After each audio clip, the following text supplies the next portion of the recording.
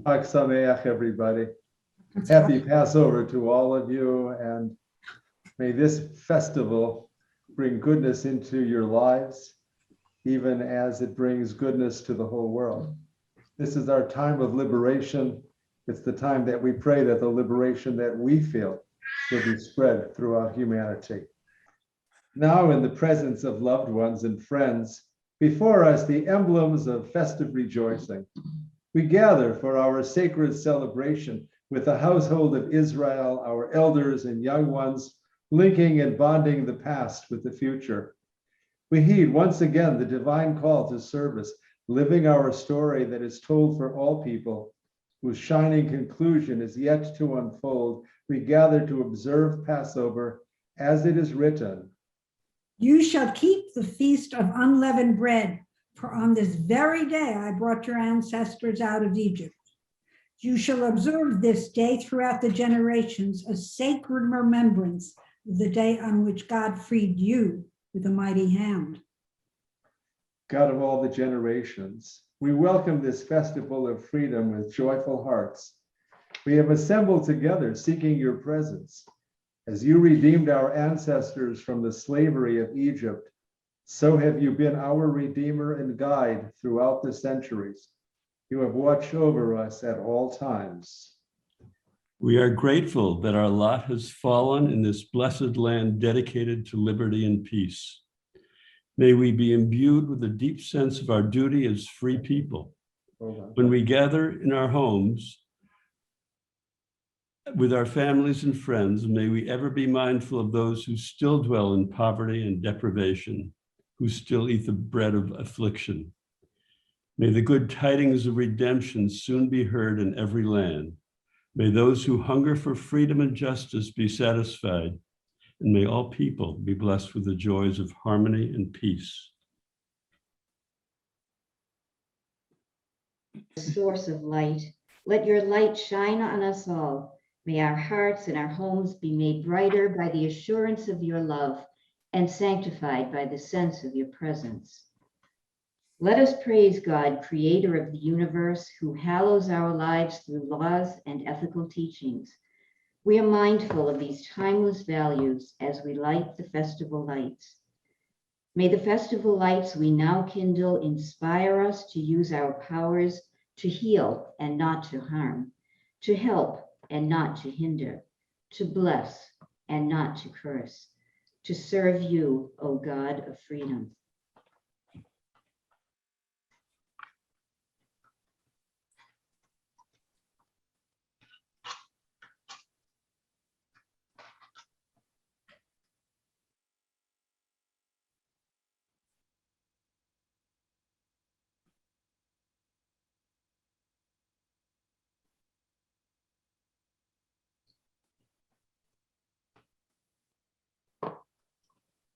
Baruch atah Adonai Eloheinu melech ha'olam, asher kiddushanu b'mitzvotav, v'tzivanu lahadlik ner shel yom tov. In praising God, we say that all life is sacred. In kindling festive lights, we preserve life's sanctity. With every holy light we kindle, the world is brightened to a higher harmony. We praise you, God, majestic sovereign of all life, who hallows our lives with commandments and calls us to sanctify the festival lights. Blessed is the home in which the hearts of the parents are turned to their children and the hearts of children to their parents. Blessed is the home in which the spirit of friendship warms the heart. Blessed is the place where love and harmony abide, in which all are bound together in devotion to you. We thank you for the happiness of our home, for its spirit of love and companionship. Here we find sanctuary and refreshment of the soul as we celebrate the second night of Passover and the festivals. May we find shelter from the cares and concerns that so often consume us. Here our joys are enhanced and our burdens made lighter. O God, make us worthy of this great blessing. May no act of ours, no harsh word, or thoughtless deed mar its beauty. We now add a blessing for all the children of the world. May God bless you and guide you. Be strong for the truth, charitable in your words, just and loving in your deeds. A precious heritage has been entrusted to you. Guard it well. Yivarechecha Adonai v'yishmerecha. May God bless you and keep you. Ya'er Adonai panav elecha v'chuneka. May God's countenance shine upon you and be gracious unto you. Yisa Adonai panav elecha v'yasem lecha shalom. May God show you tenderness and give you peace. And now we join together as we say the bracha, the blessing over life.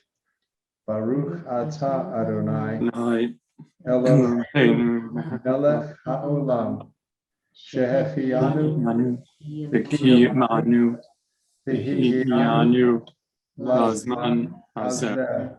You are blessed, O eternal, our God, source of all creation.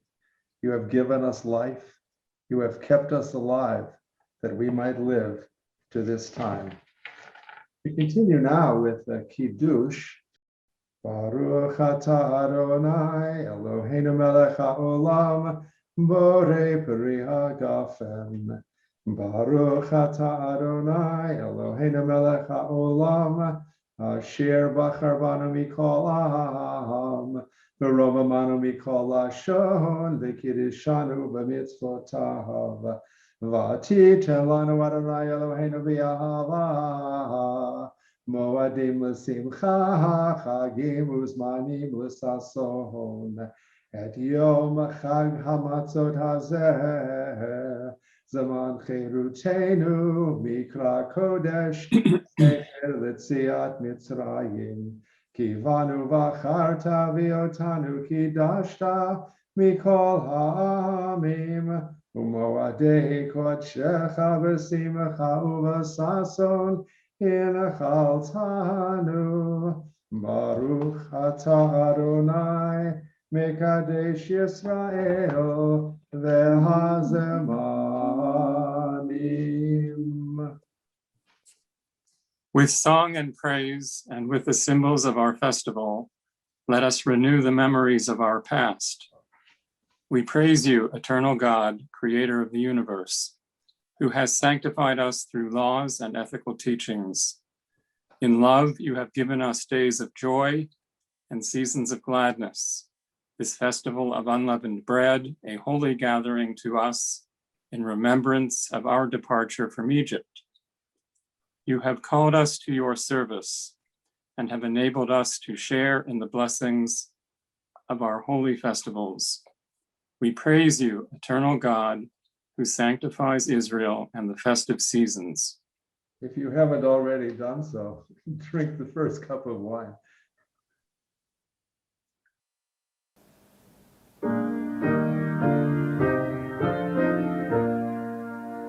Behold, it is the springtide of thy over and past is winter's darkening reign.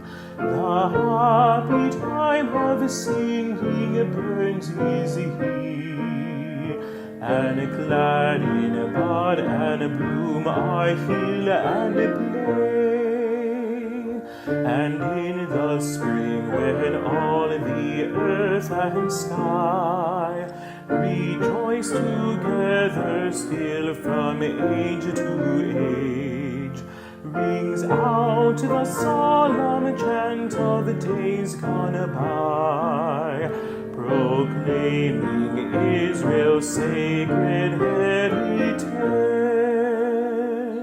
For as from out the house of bondage went the hosts of Israel, in their midst they bore the heritage of law and freedom blent in holy unity forevermore.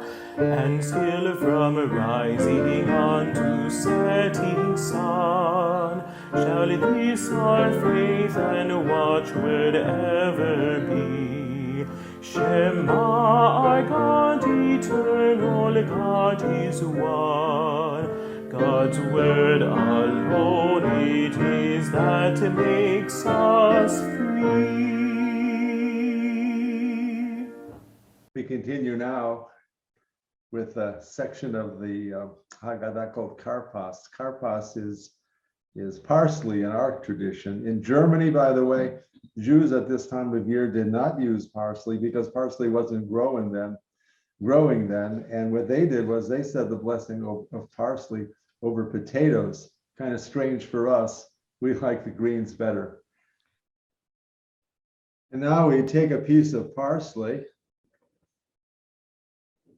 We're going to say the bracha, the blessing, first in Hebrew, then in English, and then we dip this into salt water, symbolizing the blending of spring, which is the time of rebirth, with the tears symbolized by the salt water that we're going to dip this in, and then we partake in it. This is like a Vorspeise. This is an appetizer to the meal. We say together, first in Hebrew, then in English, Baruch atah Adonai Eloheinu melech haolam borei peri ha'adamah. We praise you, eternal God, creator of the universe, who gives us life to the fruits of the earth. We have here a matzah tasha, a matzah bag. I just want to show it to you, which has 3 sections in it. And Janet is going to pull the middle matzah out of this. As we say, we break the middle matzah, setting aside 1/2 as the afikomen. We'll share this bread of our affliction after the meal, even as our story has seen us go from slavery into freedom. May it be a reminder to us of the importance of liberty, a signpost of our dedication to the end of bondage for all people. Sweetie, if you would hold this for a second, let's see if I can break this.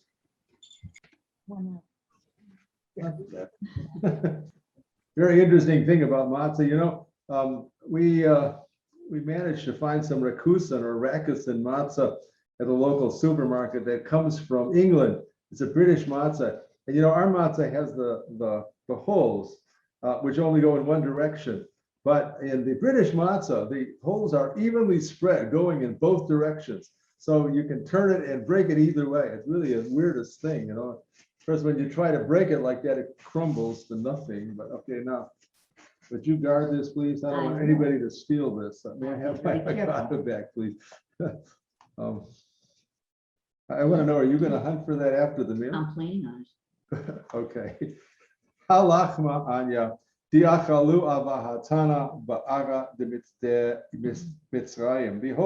this is the bread of affliction, which our ancestors ate in the land of Egypt. Kol dichfin yetevi yechul, kol ditzrich yetevi yifsach. All who are hungry, come and eat. Let all who are in want come and celebrate Pesach with us. Hashata hacha. This year we are here. L'shana haba bi'aradi Yisrael. Next year, may we be in the land of Israel. Hashata avde. This year, we are enslaved. L'shana haba b'nei chovin. Next year, may we all be free. We're following the words of our Haggadah. May it be God's will to redeem us from all trouble and servitude. Next year, at this season, may the whole household of Israel and all humankind be free. We now come to one of the most beloved parts of the Seder, the asking of the 4 questions. Traditionally, the youngest person present is given the honor of reciting these inquiries. They set the stage for the retelling of the entire Pesach story by bringing our attention to the various rituals that make this night different. We hear now the 4 questions, the 4 kashas, as they were called in Yiddish, the arba koshiot, the 4 problems. Ma nishtana halayla hazeh mikol halelot. 为什么今晚与其他所有夜晚都不一样呢？ Why is this night different from all other nights? שבכל הלילות אנו אוכלים חמץ ומצה, הלילה הזה כולו מצה. 在所有其他夜晚，我们都吃沙曼饼和玛扎。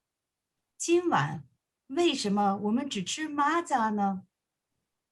On all other nights, we eat either leavened or unleavened bread. Why on this night do we eat only unleavened bread? שבכל הלילות אנו אוכלים שור ירקות, הלילה הזה מרור. 在所有其他夜晚，我们吃任何种类的草药。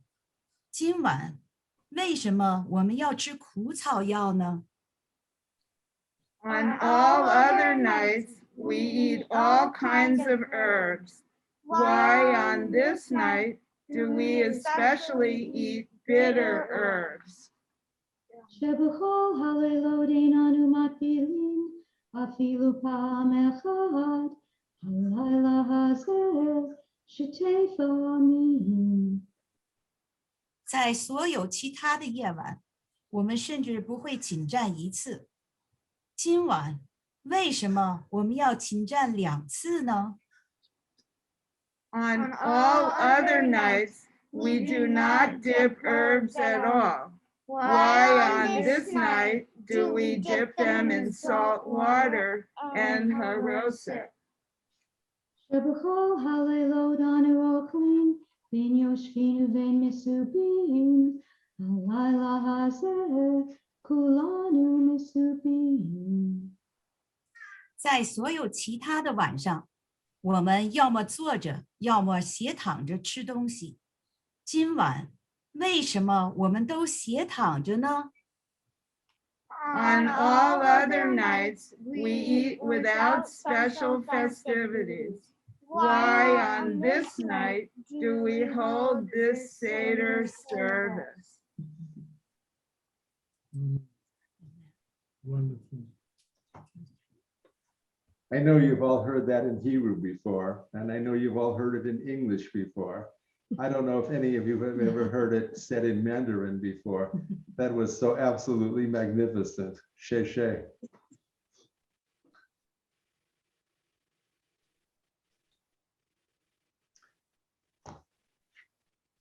The reason for all of this is because Avadim Hayenu Lepharaoh b'Mitzrayim, because we were slaves in the land of Egypt.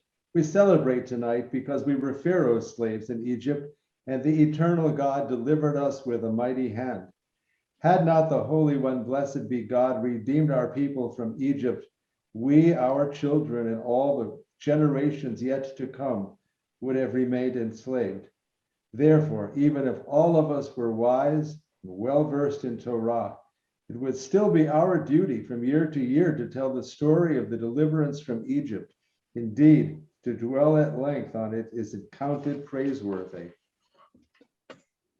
By providing a fitting answer to the questions we are asking, our tradition explains the meaning of this night's celebration with the symbolism of the 4 children and their different responses to our observance. The wise child is eager to learn and asks earnestly, what is the meaning of the testimonies, the statutes, and the ordinances that God has commanded us? To this child you shall reply, this service is held in order to worship our eternal God and share our gratitude for our deliverance and our freedom, that we may be happy and fulfilled all the days of our lives. The child whom tradition has called wicked is ambivalent and mocks everything we are doing. What do you mean by this service? This child asks. Since the question is you and not we, this child stands apart from our community. Therefore, we should respond. We do this because of what God did for us when we came out of Egypt, for all of us. Even if this child had been present at the Exodus, the meaning of redemption would not have been understood. We hope to reach the alienated by inviting them to share in our celebration of liberation. The simple child indifferently asks, "What is this all about?" To this child you should reply, "We celebrate tonight because with strength and love, God brought us out of Egypt, out of the house of slavery." And for the child who is unable even to ask, you shall explain the whole story of Passover, as it has been said, and you shall tell your children on that day, "This is because of what God did for me when I came forth out of Egypt." It is fitting for all of us, whether young or old, to consider how God's help has been unfailing support through ages of trial and persecution. Ever since our ancestors, Abraham and Sarah, were called from bondage of idolatry to the service of truth, God has been our guardian. For not in one country alone, nor in one age alone, have violent people risen up against us, but in every generation and in every land, tyrants have sought to destroy us, and the Holy One, blessed be God, has delivered us from their hands. The Torah tells us that when Jacob, our father, was a homeless wanderer, he went down into Egypt. He and his family lived there, few in number. All the souls in his household numbered no more than 70. And Joseph, one of his 12 sons, was already in Egypt. He was governor over the land. He welcomed his father, along with his brothers, their wives, and their households, and gave them land as a possession, as Pharaoh had commanded. Israel dwelled in the region of Goshen, and they prospered and increased. After all of that generation died, a new king arose over Egypt, who had not known Joseph. He said to his people, "Behold, the people of Israel are too many and too mighty for us. Come, let us deal wisely with them, for otherwise they will continue to multiply. And if we go to war, they will join with our enemies and fight against us, and then depart from the land." Therefore, Pharaoh set over them taskmasters who afflict them with burdens. The enslaved Israelites build great cities for Pharaoh. But the more the Egyptians oppressed them, the more they multiplied and then spread abroad. The Egyptians indeed oppressed and afflicted us with cruel bondage. But we called upon the God of our people, who heard our cry and saw our affliction, our toil and our suffering. The cruelty of our oppressors brought suffering upon them and their people, as they were afflicted with plagues and punishments. And God brought us forth out of Egypt with a mighty hand and with an outstretched arm, with miraculous signs and wonders. Moses, Aaron, and Miriam were sent before us. God led our people forth with joy and singing and guided them in the wilderness. As a shepherd cares for the flock, Pharaoh's armies pursued us, but we were delivered at the sea, whose waters parted us for us to pass through. Therefore, we were commanded to observe this festival of Passover in this season, from year to year for all time, that God's word of justice and freedom would be in our hearts, and that we would teach the memory of our deliverance to our children for all generations. And so we praise God as our liberated people did in those ancient days.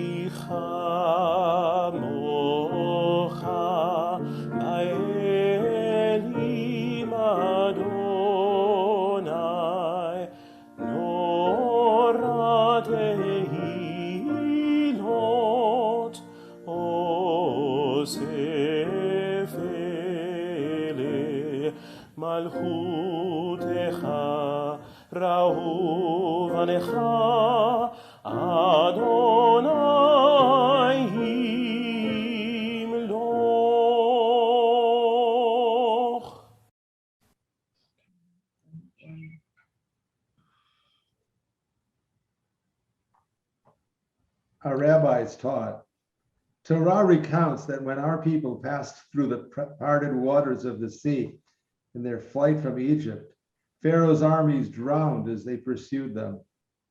The heavenly host broke out in songs of jubilation, but God silenced them and said, "My children are perishing. How can you sing praises?" Together we say that we are all the descendants of those redeemed from Egypt's cruelty, and have ourselves rejoiced to see oppressors overcome, yet our triumph is diminished by the suffering of our enemies, also children of God. The wine in our cup of joy is lessened as we pour 10 drops, recalling the plagues that came upon Egypt. Our rabbis taught the sword comes into the world because of justice delayed and justice denied. As we remember the consequences endured by those ruled by tyrants, both the oppressed and those complicit and silent, we each pour 10 drops from our cups. Our joy lessened by both the plagues that came upon Egypt and by those we bring upon ourselves in our own time.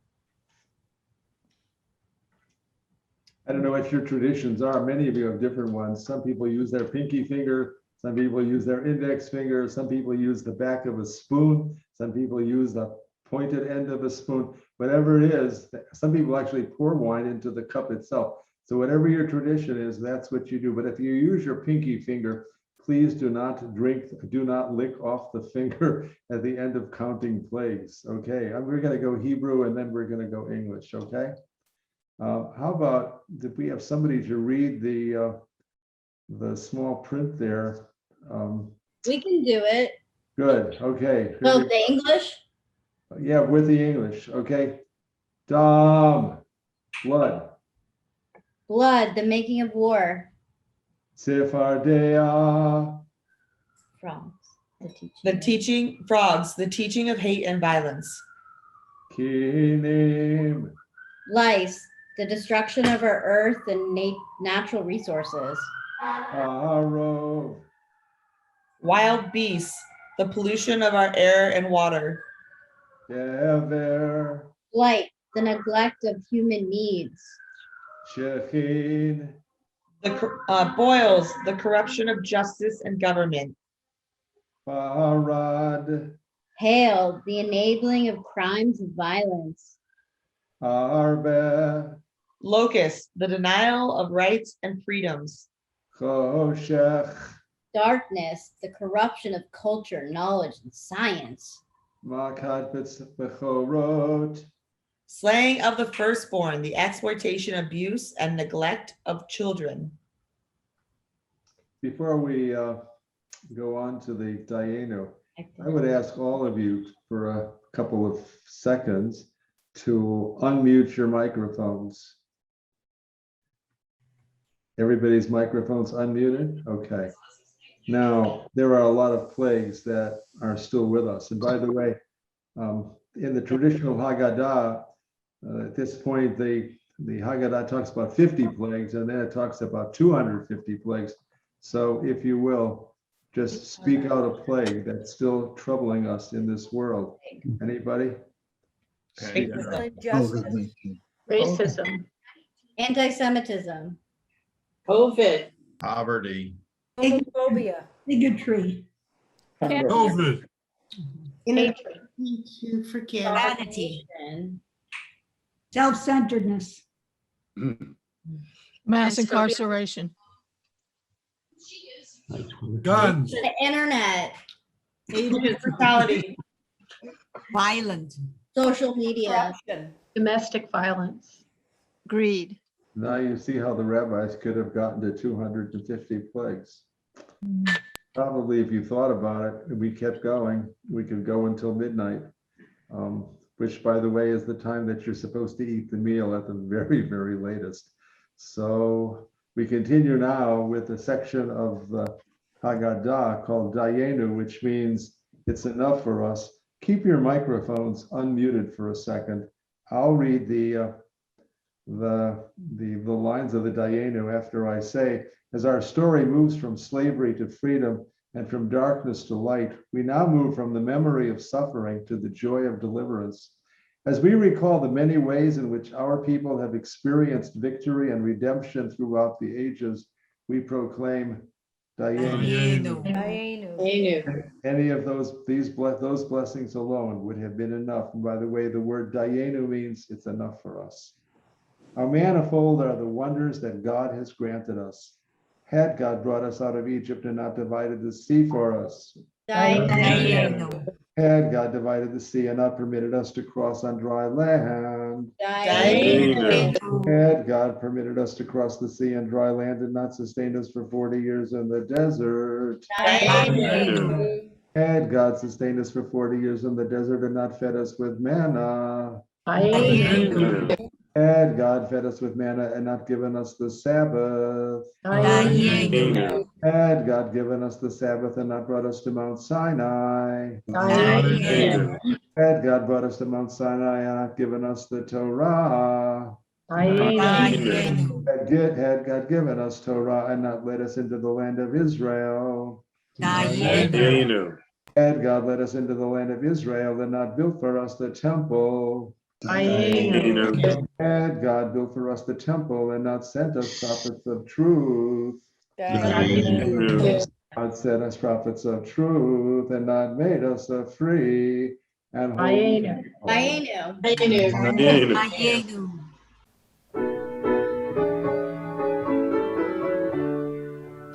Ailu hotzianu mi mitzrayim, hotzianu mi mitzrayim, dayenu, dayenu, dayenu, dayenu, dayenu, dayenu, dayenu,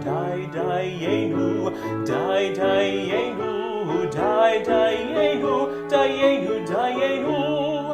If God had led us out of Egypt, only led us out of Egypt, just for that we'd all be grateful. Dayenu, dayenu, dayenu, dayenu, dayenu, dayenu, dayenu, dayenu, dayenu, dayenu, dayenu. If God had given us the Sabbath, only given us the Sabbath, just for that we'd all be grateful. Dayenu, dayenu, dayenu, dayenu, dayenu, dayenu, dayenu,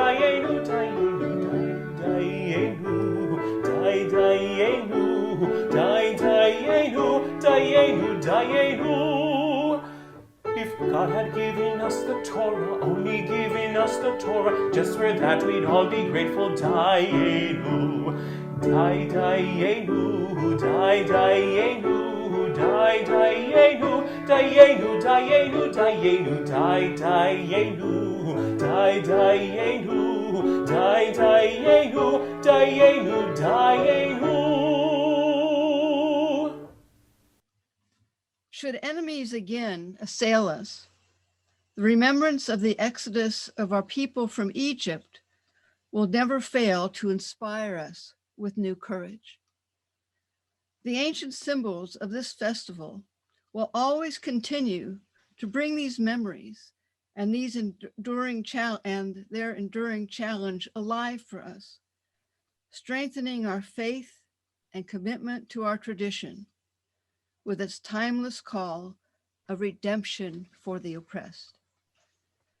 Therefore, Rabbi Gamliel, the revered first century sage, declared, "Whoever does not reflect upon the deeper meanings of these three symbols, the Pesach, Matzah, and Maror, has not truly celebrated the Seder."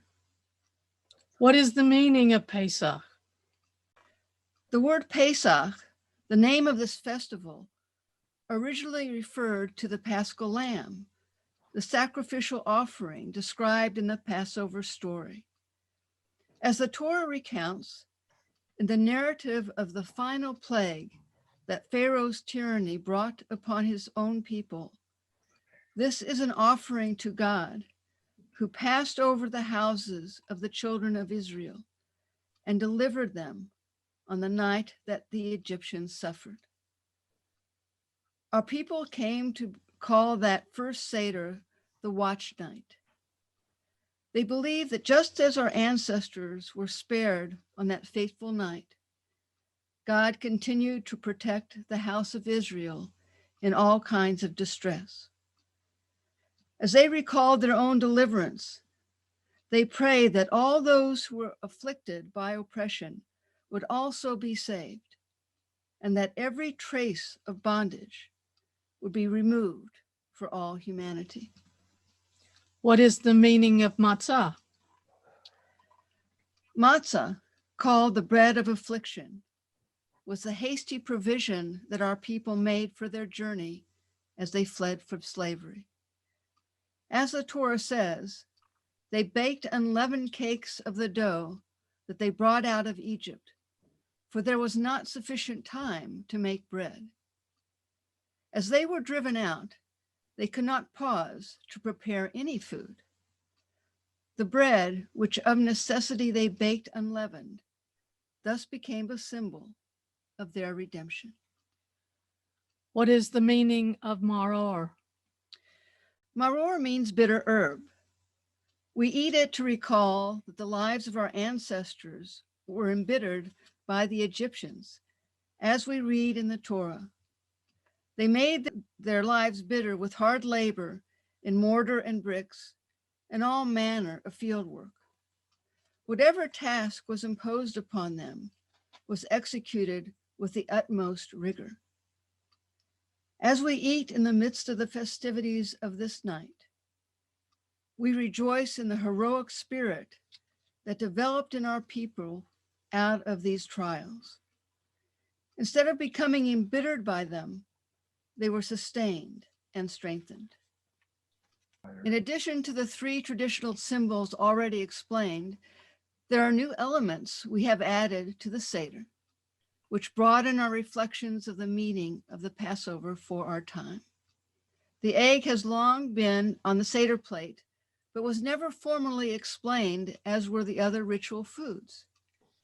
As another universal symbol of the renewal of springtime and of women as the source of the cycle of birth and life, we lift up and honor its meaning now. Next cup. Okay. Our tradition Not that one. teaches Yeah. that a miraculous well of water accompanied the Israelites on their journey from slavery to freedom, giving them water and sustaining them throughout the desert. It is said that this well existed because of Miriam, Moses' sister, whose spiritual values nourished the community of Israel, and that when she died, the waters of the well went dry. In honor of Miriam and all of the Jewish women, mothers, daughters, and sisters whose roles in the Passover story and its celebration through the ages have not been fully shared and honored, we place a cup of water, Miriam's cup, on our table. This is Miriam's cup, the cup of living and miraculous water. We pause now to give thanks for her strength and her courage, her gifts of prophecy, and the wise ways in which she sustained the children of Israel in the desert. We think of the countless strong, wise, courageous women in our tradition, in our world, and in our lives who have nourished us, taught us, blessed us, and supported us in our own journeys. And now we take a drink from the cup of Miriam to remember all the women in our lives who have loved us.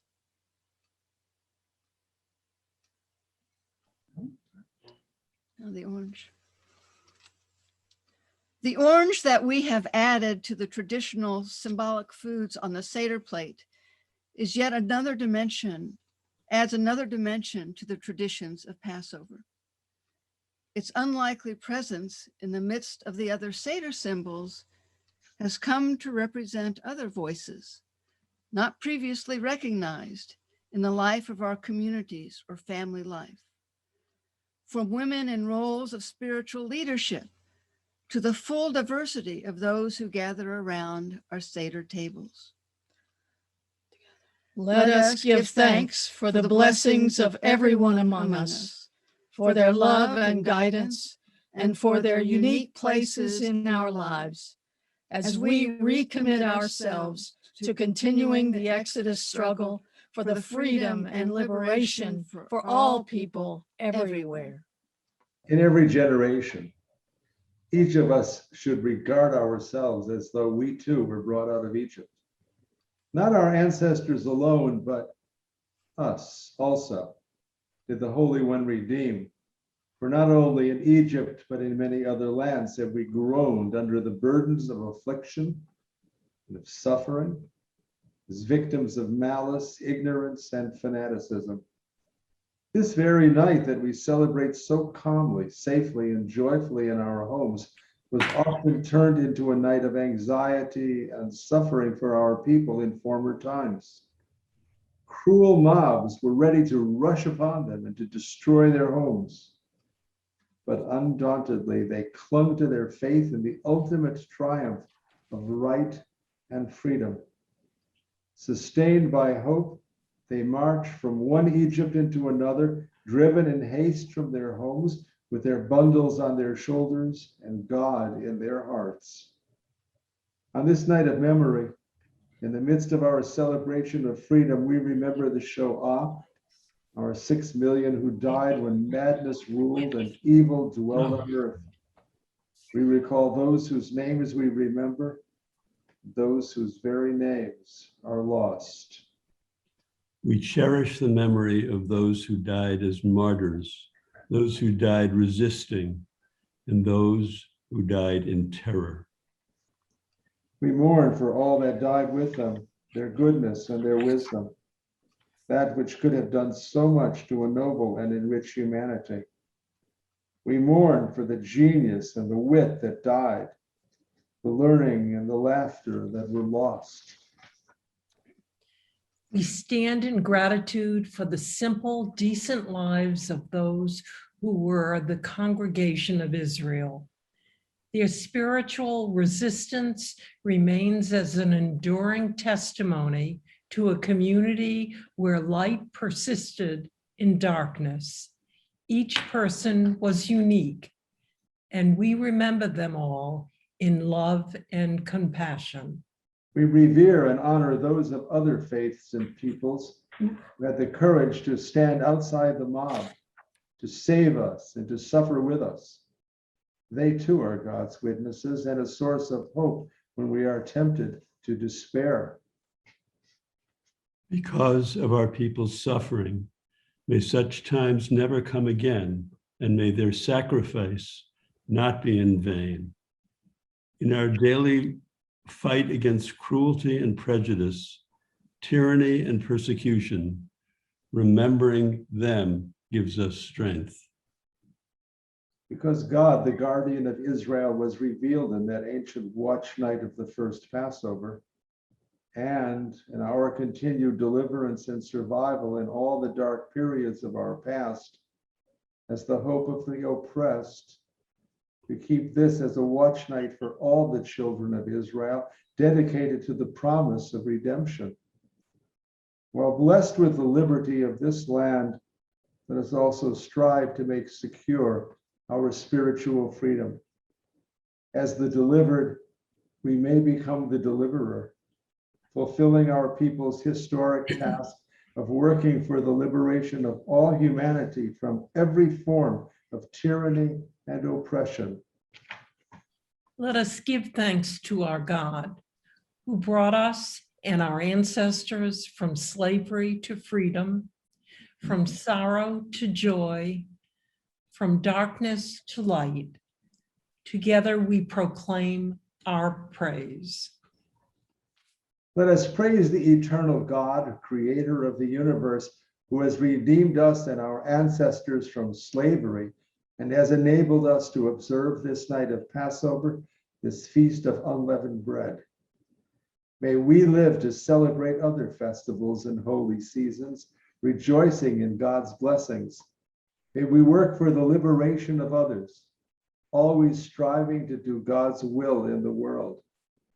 Let us fulfill our destiny to labor for the unity and harmony of all people, so that together we may all sing songs of praise and peace, of redemption, of deliverance. We praise you, O God. You bless all people with freedom. And now we fill our cups for the second cup of wine.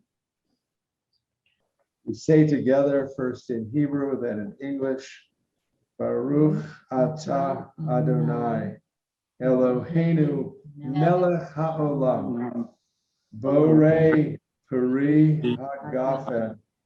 We praise you, eternal God, creator of the universe, who creates the fruit of the vine. So we continue now with the Elijah ritual on page 58. By the way, you notice this is connected with the third cup of wine. In the original Seder, not the Seder as we know it, but as the original Seder, the Elijah cup was drunk from, or they didn't even have an Elijah cup, but they would drink at this point where they would open up the doors, and that's where the third cup of wine would be drunk. And so that's the reason why we've kind of switched things around, since we're not going to be here after dinner to have the Elijah ritual right here. So we continue now on page 58 of our Haggadot. And now, as we share one of the most beloved traditions of the Seder, we open the door that Elijah may enter. If any of you has a door near you, please open the door. Good. Oh, thank you, Bob. Good. We opened it, but I want to know, Rabbi, who is Elijah? That's a great question. Okay, so Elijah was a prophet. Eliyahu Hanavi, Elijah the prophet. And according to the tradition, he never died. He ascended into heaven in a fiery chariot. Well, heaven, by the way, is not a spiritual heaven necessarily, but in biblical times, the word Shamayim meant the sky. He just went up in a sky, throwing his mantle on down off of this fiery chariot. It was caught by Elisha, who was the next person to become the prophet. Well, the deal was that because of the fact that Elijah, Eliyahu, never died, there was a connection with the notion of the Mashiach, of the Messiah. And of course, Elijah, because one of the beliefs about the Messiah in certain traditions, in certain of our textual traditions, when Elijah comes, we have a concept of resurrection of the dead. That's not universal in all of the various strata of the tradition, but in some that is a tradition. And therefore, Elijah was traditionally believed to be the harbinger of the Messiah. So what happens is, by recalling Elijah, we're talking about, for us as liberal Jews, we're talking about the Messianic era, the Messianic time. And this is a celebration, or a hope, actually, for the time to come when the world will be perfected. Can we ever reach that time? Can you ever come to a time where it'll never be better?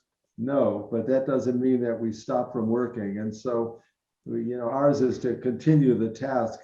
And even though it might not be completed, we're not free to desist from it, as the rabbi said. And so that's who Elijah is, and that's the reason for opening the door to Elijah now. So we continue. Why does Elijah come? He comes in answer to our prayers for help. Again and again, our Jewish people lived in danger, in exile and terror. In so many places, cruel tyrants sat on the throne. It seemed that might conquered right, and the heart of the world was pitiless as a stone. In these darkest nights, our mothers and fathers were comforted by the hope of the coming of a better world, in which all people would live in dignity and peace. When will this better world come? That is a mystery, but all people must work together to make it happen. And we have long believed that when that day comes, Elijah will return and announce it. Before that great day comes, Elijah's spirit of love and justice must live in all our hearts. That's why on this holy night, when we celebrate our freedom, we welcome him into our Seder. And so as the door is opened, let our heavenly guest enter. We could dim the lights, but we're not. In our hearts, we feel that Elijah has come. We welcome him with the ancient greeting, Baruch haba b'shem Adonai. Blessed are you who comes in the name of God. Has Elijah come? I do not see him. He's with us, but he can't be seen. He comes as the goodness that's in our hearts. He's the spirit of justice, friendship, and peace. As Elijah's spirit prevails more and more in our lives and in our world, will we come ever nearer to the great day of joy and freedom that all men and women may pray for? With God's help, may we each do our parts to make this happen, so that the entire world can soon live together as brothers and sisters. And so we say farewell to the prophet.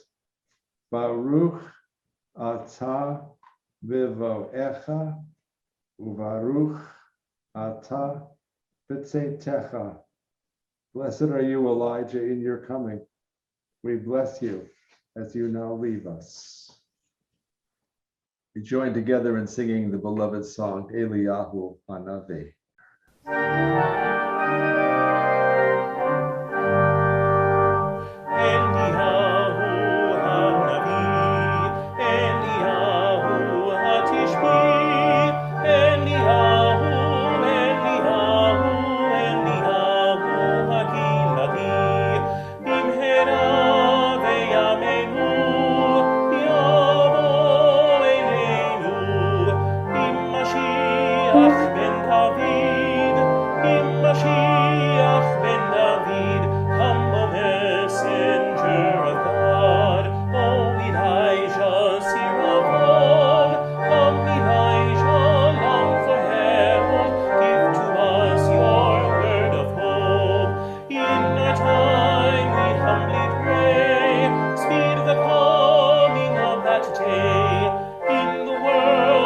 Justice reign, peace and love at last proclaimed. Eliyahu Hanavi, Eliyahu Hatishbi, Eliyahu, Eliyahu, Eliyahu Hakiladi. As we come to that part of the Seder where we soon will be partaking of the meal, the Shulchan Orech, the table which is set for eating. We begin now first, though, with the recitation by taking of a piece of matzah. Janet has taken the upper matzah out of that bag of 3 matzot, or now 2.5 matzot, and the top one is broken. And part of it is given, each part of it's given to the guests who are there. By the way, this piece of matzah is called the Matzah Shel Mitzvah, the matzah of religious obligation. It's the one piece of matzah that on Passover we are obligated to eat. I mean, you can't eat bread, obviously, on Passover or other forms of chametz, of leaven, but you don't have to eat matzah, but you have to eat matzah at the Seder, because this is a religious obligation. Now, traditionally, according to the halacha, although we're not going to do that, but according to the halacha, one is supposed to eat a piece of matzah as the matzah of religious obligation equal to the size of, may I have that back for a second, 1 second. This we're back together the other way. Would be 2/3 of the size of this piece of machine-made matzah. It's supposed to be eaten in silence, and one is supposed to eat it within a span of, I think, 6 minutes. Now, there are 2 blessings that we recite here. The first one, of course, is the motzi. And the reason why the motzi, of course, is because we're about to eat, have a meal. And the motzi is not only a blessing over bread, it's a blessing over a meal. And the second blessing is the blessing over the eating of a piece of matzah of religious obligation. And that's why it takes the form of a blessing, many blessings following this formula you already know. It's the Asher Kedushav Mitzvotav Etzivanu, something who has made us holy by commandments and commanded us to do something. whatever that something is. And that's why we're eating that piece of matzah. So if you would recite with me, first we'll say let's sing the Motzi. Baruch atah Adonai Eloheinu melech haolam hamotzi lechem min haaretz. Now we say the second blessing. This one we'll say it. Please join me. I'm going to go slowly so you can follow me. Baruch atah Adonai Eloheinu melech haolam asher kiddushanu b'mitzvotav vetzivanu al achilat matzah. We praise you, eternal God, creator of the universe. You hallow us through laws and ethical teachings. You have ordained that we should eat unleavened bread.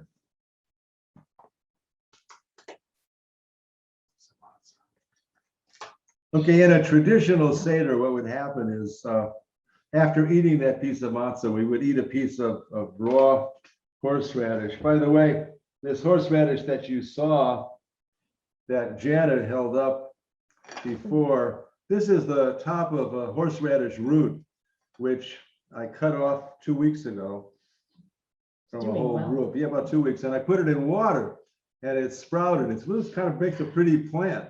So that's how it ends up with all these greens on top of this horseradish root. But anyway, so traditionally you take a piece of maror, which could be whatever you have. You know, my grandfather used to use a radish, but this is the real McCoy. This is horseradish. If you're using it, be careful. And you dip it in. Traditionally, what would happen is you dip it into the charoset. And by the word charoset comes from the Hebrew word cheres, which means clay, symbolic of the clay that our ancestors used to build pyramids with, right? Mm-hmm. Okay, so but we're following a slightly different ritual. We're combining two rituals, because what would happen after that is you would make a sandwich out of, or Hillel, which as it was called, it was the Earl of Hillel, or not the Earl of Sandwich, but at any rate, you would make a sandwich out of a piece of matzah and charoset. By the way, Sephardim have a different tradition for that sandwich. They use, if you would, could I trouble you to hold this for 1 second? Please, yeah, you're rinsing that down with wine. Okay, so they would use another bitter herb, and that's why you have lettuce on the plate. This one, by the way, is not romaine. And romaine is an interesting thing because, you know, this you chew, this represents slavery too. You chew it and you take a bite out of it and you get this horrible sting right from the start. But this one's a little different. The longer you chew it, the worse it gets. And some people say that's slavery. The longer you're enslaved, the worse it gets. Slavery is bad right from the first moment. But our tradition is not to use the second bitter herb. But anyway, take a piece of matzah and make a sandwich. This was the practice of our great sage, Rabbi Hillel, at the time the temple still stood in Jerusalem. He combined the matzah and the bitter herbs to carry out the commandment concerning the observance of Passover, that they be eaten together. We add the sweetness of the charoset to symbolize life's constant mingling of the bitter and the sweet, of sadness and joy, of oppression and deliverance. Okay, we say the blessing now over maror, bitter herbs. We'll say it slowly. It's in your Haggadah on page 47. Baruch atah Adonai Eloheinu melech haolam asher kiddushanu b'mitzvotav vetzivanu al achilat maror.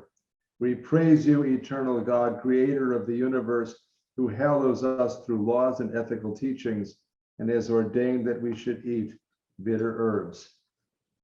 By the way, the tradition says that everybody gets 4 cups of wine. Even the poorest person in Israel gets 4 cups of grape juice or wine or whatever. We say together on page 70, may God bless the whole household of Israel with freedom and keep us safe from danger everywhere. May God's light of love shine upon all people, dispelling the darkness of ignorance and prejudice. May God's blessings rest upon our country and render it a true home of liberty and justice. May there be peace among us and among all people everywhere. We say together, Baruch atah Adonai, Eloheinu melech haolam, borei peri hagafen. We praise you, eternal God, creator of the universe, who has created the fruit of the vine, l'chaim, to life.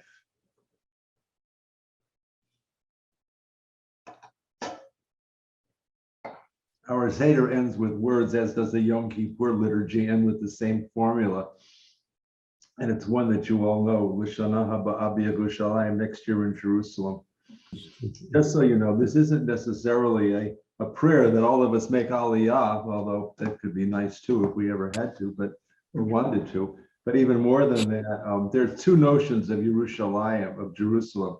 There's the Jerusalem up above, that's a celestial Jerusalem, and a Jerusalem Shalmata, a terrestrial Jerusalem. Well, the one in Israel is a terrestrial Judaism, terrestrial Israel, terrestrial Jerusalem. It's a blessing. It's a concept of a perfected place, of a perfected world. So may we all experience that perfected world. We wish you a happy Hanukkah. No. I mean, a happy Really? Happy Hanukkah to you too. Well, it feels like a dedication. So we just dedicated ourselves to goodness. So happy Pesach, everybody. See you. Hag Sameach. Hag Sameach, everybody. Hag Sameach. Hag Sameach. Passover, everyone. Happy Passover. Okay. Lovely service. Yeah. Thank you. Wonderful, wonderful service. Have a good dinner, everybody. Great job, BK. Beautiful. Thank you, guys. Thank you, BK. Thank Thank you. you. Thank you. Bye-bye. Hope to see you all in flesh. Thank you, Dennis.